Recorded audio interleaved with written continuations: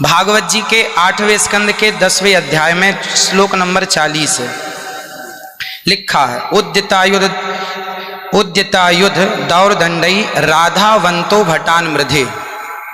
राधावंतो लिखा, स्पष्ट लिखा गुरुजी। ऐसा है, नाश मत करिए। आधावंत है, आधावंत में दौड़ते हुए या संधि हो गई है गुरुजी। नहीं नहीं, ये गलत बात है। आप जो है उच्चता उठाई आयुधों को लेकर के आधावंत।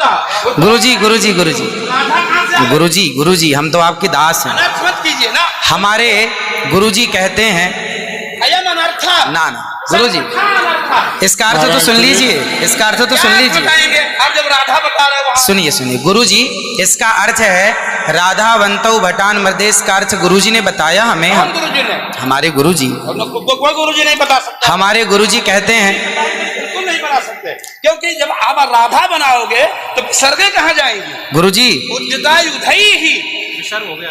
गुरुजी गुरुजी कहते हैं क्यों नहीं बोलते? गुरु शब्द है। अब चलिए, भागवत जी में दूसरा है बधू। बधू प्रयोग हुआ है, बधू प्रयोग हुआ है। तो बधू का प्रयोग ये है कि वहां श्री राधा रानी का ही स्मरण है। नहीं, लोग कहते हैं राधा नहीं है, तो राधा जी का जिक्र तो कई जगह है। राधा पदवाच्य बधू जिसका अर्थ संकेत अर्थ हो या लक्ष्यार्थ हो और व्यंग्यार्थ हो, इन तीनों अभिधावृत्तियों के द्वारा राधा शब्द एक भी जगह भागवत में नहीं है। इसलिए जहां बधू शब्द है वहां भी अर्थ राधा है। जहां बधू है, ऐसे पानी का अर्थ जल भी होता है। जहां राधा है, जहां बधू है वहां राधा है। ऐसे थोड़े होता है। जहां आप जैसे लोग देखिए, आप विश्व हमारे गुरुजी ने बताया, ये हमारी क्या ताकत की हम बताएं? शब्द ही अर्थानाम अभिव्यक्ति त्रिभिन्न भवति। महाराज इनकी बात सारा विश्व सुनता है। महाराज श्री बोले हमारी बात 20 आदमी सुनते हैं। महाराज जी सारा विश्व। त्रिपाठी जी, महाराज आचार्य जी, आपके चरणारविंद में मेरा निवेदन है कि अरे आप हटिए सामने से। आचार्य जी आप हटिए भैया।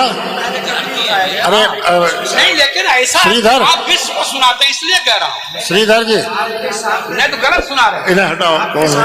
कोई गुरु नहीं बता सकता यार। चलो गुरु जी का हम चलते हैं, अगर गिरिराज जी बता दें। आचार्य जी, श्री गुरुजी ने कहा है कि यहाँ जो राक्षस हैं वो राधा रानी का स्मरण करके, जो राक्षस हैं राधा रानी का स्मरण करके और युद्ध करने चले। जो राक्षस हैं भटान मृधे जो है, गुरुजी ने बताया कि जो राक्षस लोग हैं वो किसका स्मरण करके युद्ध करने चले? श्री राधा रानी का। ब्रह्म वैवर्त पुराण के अनुसार राधा ही मूल आधार है। यहां तक कि राम में भी राधा छिपा हुआ। आप राम का अर्थ समझिए, राम मतलब राधा, माँ मतलब माधव, दोनों का एक अक्ष है, तो राम हो गए। ये बातें स्वीकार है, लेकिन और जैसे बधू, जैसे आपने कहा कि राधा जी भगवान श्री कृष्ण ने अपने कहा आओ मेरे कंधे पर बैठ जाओ, तो किसको, कौन है वहां पर? राधा जी हैं। राधा जी हैं तो हैं, लेकिन वहां बधू है। याम गोपी गोपी मैंने अब कृष्णा, तो श्री राधा जी कहने का तात्पर्य है कि भागवत जी में कहीं राधा का अभाव नहीं है। भागवत जी में कहीं भी शब्द ही अर्थानाम अभिव्यक्ति कई ही वृत्ति भी भवति। वृत्तयः कति संख्या का? अभिधावृत्त्या, लक्षणावृत्त्या, व्यंजनावृत्त्या शब्दानाम अर्थस्य अभिव्यक्तिर्भवति। अस्ति कश्चन विद्वान् वक्तुं शक्नोति। महाराज जी, आप दोनों के पावन चरणारविंद में मैं हाथ जोड़ करके निवेदन करता हूँ, मेरी बात सुन लीजिए। नहीं, आप तो गुरुजन हैं, गुरुजन हैं, आप ही तो सिखाएंगे। मैं कह रहा हूँ अर्थ का अनर्थ क्यों सभा में करते हैं लोग? पूरे विश्व को सुनाते हो। गुरुजी, जो मेरे गुरुजी ने सिखाया वो मैं बोल रहा हूँ। सिखा ही नहीं सकते, आप अशुद्ध बोल रहे हैं। अभी श्री राधा और माधव जो राम नाम है, जो भागवत जी का अर्थ है। अब कोई पूछे कि राधा का अर्थ क्या है, तो राधा का अर्थ ही कृष्ण है और कृष्ण का अर्थ ही राधा है। तो राधा ही कृष्ण है और कृष्ण ही राधा है। कुल मिलाकर कहने का अर्थ ये है, गुरुजन ये कहते हैं कि प्रत्येक श्लोक कृष्ण है और प्रत्येक भागवत जी के 18,000 श्लोक, प्रत्येक श्लोक कृष्ण है और श्लोक का प्रत्येक अर्थ श्री राधा है। प्रत्येक श्लोक श्री कृष्ण है और श्लोक का प्रत्येक श्लोक का अर्थ श्री राधा है। तो ये सब भाव ही तो है, लेकिन राधा ना वो भाव सब नहीं, भाव है। वो शब्दार्थ। भाव का भूखा हूं मैं, भाव ही एक सार है, और भाव से भजले मुझे तो भव से बेड़ा पार है। सभी विद्वानों के चरणों में दास का बारंबार नमन। सबको जय श्रीमन नारायण, जय श्री कृष्ण।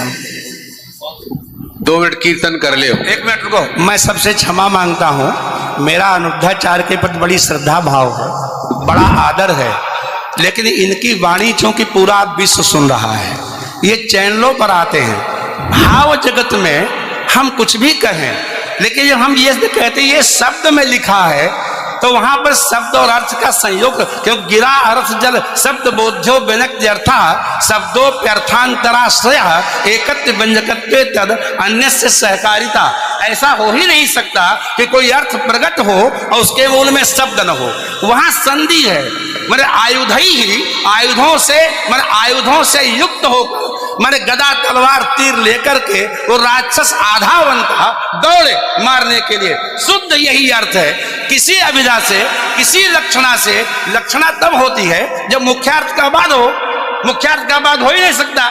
श्रीधर स्वामी बता दें, विश्वनाथ चक्रवर्ती बता दें, अनुचार प्रकाश का बता दे, चूड़िकाकार बता दे, और छोड़िए उन बातों को। आपके गुरु जी के पिताजी ने भी टीका लिखी है, उसी पुस्तक को अभी मंगाया जाए, अगर उसमें राधा शब्द हो मैं मुंह नहीं दिखाऊंगा कभी। ऐसा हो ही नहीं सकता अर्थ का अनर्थ। हाँ? नहीं, हमको कष्ट यह है कि हमको बोलना पड़ा बीच में, क्योंकि अगर अनिरुद्धाचार्य की जगह ये बात और कोई बोलता तो मैं कतई नहीं बोलता। लेकिन अनिरुद्धाचार्य जी इस समय टीवी पर छाए हुए हैं, लाखों लोग इनको सुन रहे हैं, तो ये तो यही समझेंगे ना कि अनिरुद्धाचार्य बोल रहे हैं। इसलिए आपके द्वारा कोई अपशब्द नहीं निकलना चाहिए। मैं आपसे वंदन करता हूं, कभी कोई अनर्थ करना हो तो विचार करके करिए। मैं और कोई बात नहीं, सबको क्षमा मांगता हूं।